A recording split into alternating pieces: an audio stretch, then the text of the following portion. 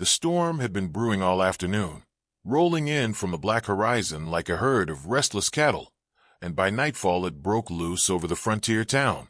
Rain battered the warped wooden roofs, thunder rolled like distant cannon fire, and every man inside the saloon nursed his drink with the relief of a prisoner let off the chain.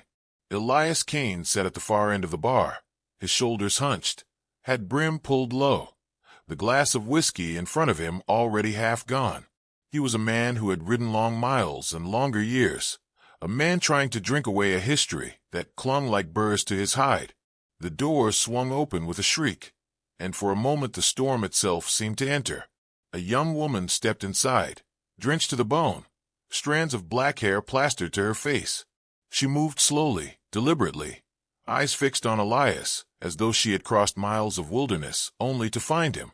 She stopped just short of his stool, her lips trembling, then parted in words that sliced through the raucous hum of the room. "You paid for me, now finish it." The saloon fell silent. Cards were set down, dice forgotten. Even the piano man let his fingers hang above the keys. Elias turned, brow furrowed, unsure whether to laugh or reach for his gun. "You've got the wrong man," he muttered, his voice gravel rough. Her hand shot forward, clutching his wrist with a grip far stronger than her fragile frame suggested. Her eyes held a strange shimmer, not quite tears, not quite madness, but something in between. "It's not what you think," she whispered. "It never was." The weight of the gaze upon them grew unbearable. Elias pulled free, more shaken than he cared to admit, and tossed back the last of his whiskey. "Lady, I don't know you. Don't know what you're after. Best you find another fool." But she didn't move. The girl, Mara, as she would later call herself, stood as though nailed to the floor, shivering but unyielding. "You left me once in the ashes," she said, her voice low but steady. "Don't say you don't remember." The word struck him like a bullet he hadn't seen coming. He opened his mouth, but nothing emerged. Ashes. He had seen plenty, burned villages, homes torched by outlaws, the wreckage left behind by men like him. His gut twisted, though his mind insisted he'd never laid eyes on her before. Before he could speak again, the saloon doors banged open once more. A gust of rain-laced wind swept in, followed by 3 men cloaked in dusters, their hats pulled low. They scanned the room with the cold patience of wolves, and the moment their eyes found Mara, her face went pale. She shrank closer to Elias, whispering fiercely, "Don't fight them. Not yet. Please." Elias felt the air thicken. He had dealt with trouble before. It always walked in wearing boots and suspicion, but something about these men gnawed at him. They didn't swagger or boast. They simply advanced, slow and measured, as if certain of their claim. "Time's up, girl," one of them said, his voice flat as iron. Elias straightened, the old instinct rising before thought could stop it. His hand hovered near the revolver at his side. Around them, the saloon crowd eased back, eager not to be caught in crossfire. Rain drummed harder against the windows, the thunder cracking in rhythm with the tension. Mara pressed her hand against Elias' arm. "Don't shoot," she breathed. "They're not what they seem." He studied her, torn between disbelief and the gnawing pull of curiosity. Every part of him screamed to walk away, to let this girl face whatever doom had followed her through the storm. Yet her words, her eyes, the strange weight of recognition he could not explain. Something held him in place. The 3 men drew closer, boots thudding against warped floorboards. The leader reached for Mara, fingers like iron hooks. Elias' revolver came free with a hiss of steel. For an instant the whole saloon seemed to stop breathing. Lightning flashed through the windows, painting every shadow sharp. Mara's grip on his arm tightened, her voice breaking with urgency. "Not them. The real ones come after. If you shoot, you'll bring them faster." Elias' finger brushed the trigger. He stood between a past he couldn't remember and a future he didn't understand, yet somehow knew it was barreling toward him like the storm outside. The men's eyes glowed faintly in the dim light, and Elias realized that walking away was no longer an option. The thunder boomed again, louder than before, as if the sky itself was answering her words. Elias swallowed hard, revolver steady in his grip, heart pounding with a rhythm that promised nothing ahead would be simple or safe. The three men lunged forward, and in that instant Elias made his choice. He shoved Mara toward the back door and fired once into the ceiling, the blast cracking through the silence and sending glass raining down from a chandelier. The saloon erupted into chaos, men diving beneath tables, chairs scraping, a scream cutting through the smoke. Elias seized Mara's wrist and dragged her through the kitchen, the acrid scent of gunpowder clinging to their clothes as they pushed into the storm. Rain stung his face like needles, and the muddy street was already a river. He whistled sharply, and his horse, tethered beneath the awning, jerked in protest before he swung into the saddle. Mara scrambled up behind him, clutching his waist as if her life depended on it. Elias kicked hard, and the horse bolted, hooves splashing through the rising water, carrying them into the night. Bullets whined past his ears. The cloaked men had followed, their shots whistling through the storm.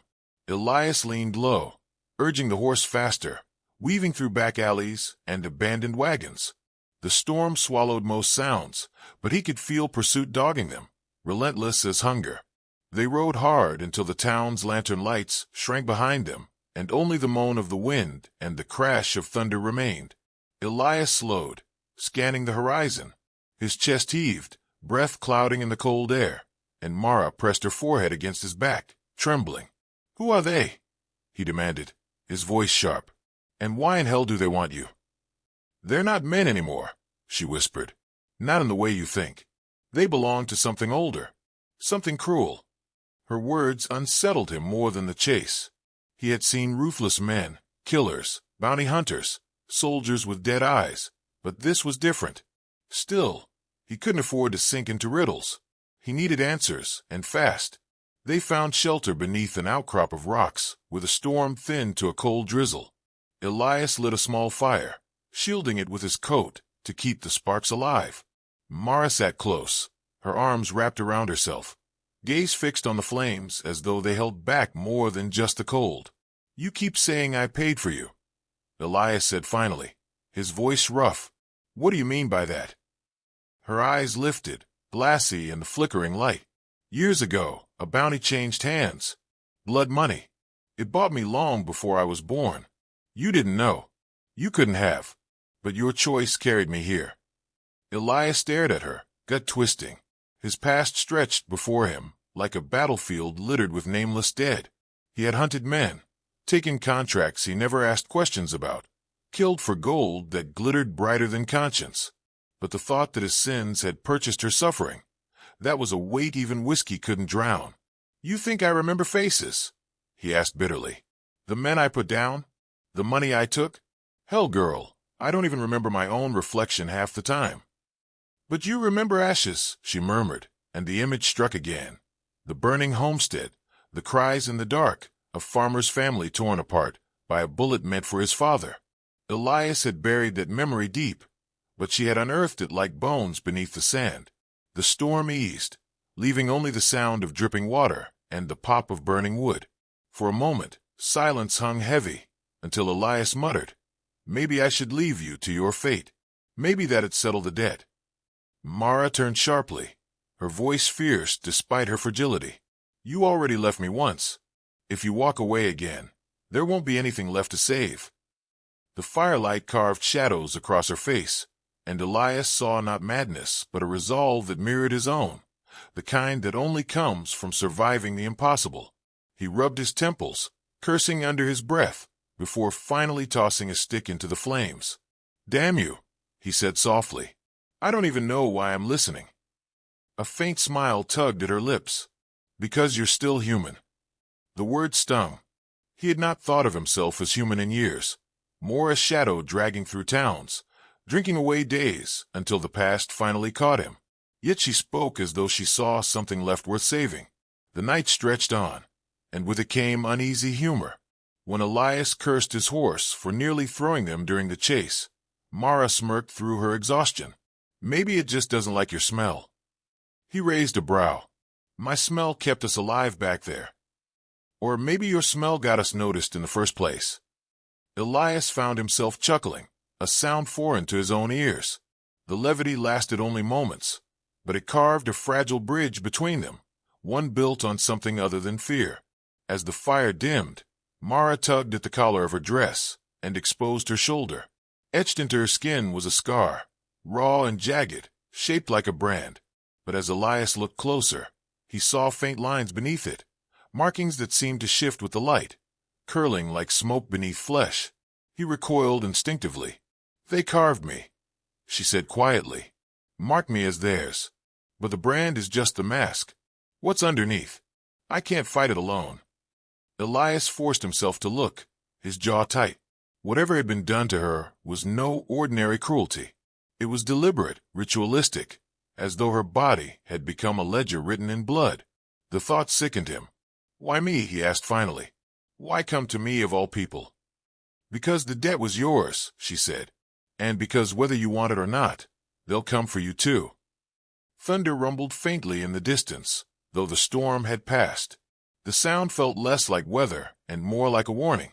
Elias reached for his revolver and checked the chambers, a habit as natural as breathing. He felt the weight of the steel, the weight of choices past, and realized he was already bound to her fate. In the silence that followed, a howl rose from the darkness beyond the rocks.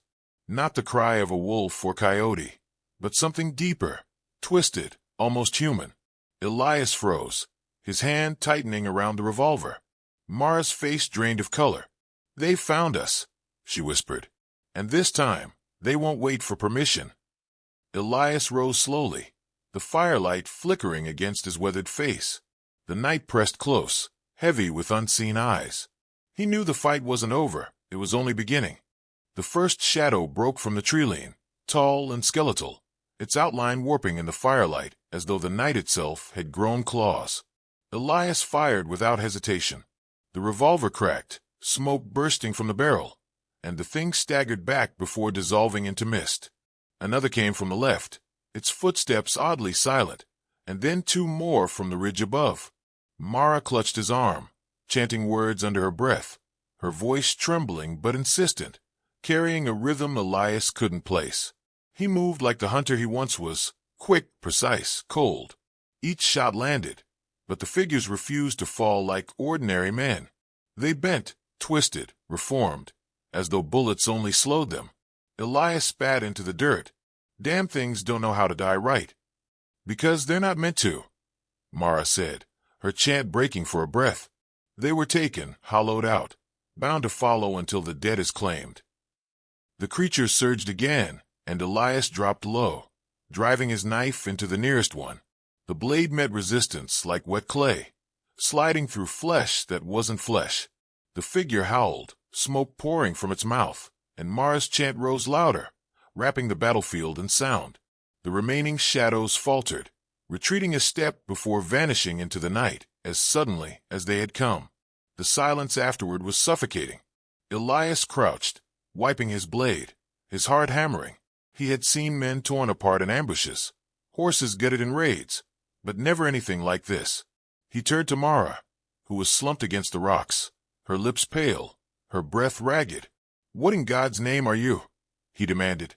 She closed her eyes, pain etched across her features. "Not what? Who? I'm still Mara, but they tried to make me into something else." Elias knelt beside her, pulling back the torn edge of her dress where one of the shadow's claws had grazed her. The wound was shallow, but beneath the torn flesh, faint lines glowed like embers, shifting, curling symbols moving under her skin. He froze, unable to look away, both horrified and transfixed. "They branded me," she whispered. "But the brand wasn't the end. It was the beginning. Underneath it grows. It changes. Sometimes I feel it moving through me, trying to decide what I am." Elias felt his stomach turn. His hand hovered above her skin, then drew back as though burned. "I've seen monsters, girl. I've made some myself. But this is something worse." Her eyes snapped open, fierce despite her weakness. "Don't call me that. I didn't ask for this. It was bought with your coin, sealed with your hand." The accusation cut deeper than any knife. Elias stumbled back, memories flooding, faces of the men he killed, the weight of every bounty purse he ever took, the drunken nights when he told himself he had no choice. Could one careless job have sown this? Could blood money from his own hand have funded the ritual that damned her? You think I wanted any of it? His voice cracked. I was just a man with an empty stomach and a loaded gun. I didn't know what I was buying, what I was breaking. But you knew you were selling pieces of yourself, she said softly, the fire reflecting in her eyes. Now you've sold enough that you owe more than you can carry. Elias sat heavily against the rocks, the revolver limp in his hand. For the first time in years, he felt the walls around his heart crack, the bitter armor of indifference giving way to something raw. He wanted to tell her she was wrong, that he wasn't the cause of her torment, but the truth clung too close. Mara's hand found his. Don't leave me again, she whispered. If I'm left alone, they'll finish what they started. I'll vanish into the thing they want me to be. Her touch startled him, not for its strength, but for its warmth. It was human, alive, pleading. He met her gaze, and saw not just her suffering, but a mirror of his own. All those years, he had wandered like a ghost, drinking to forget. Now he saw his chance, not to erase the past, but to fight it. He squeezed her hand, jaw set. Then I won't leave. Not this time. Whatever I started, I'll finish it right. The words felt heavier than any vow he had ever spoken.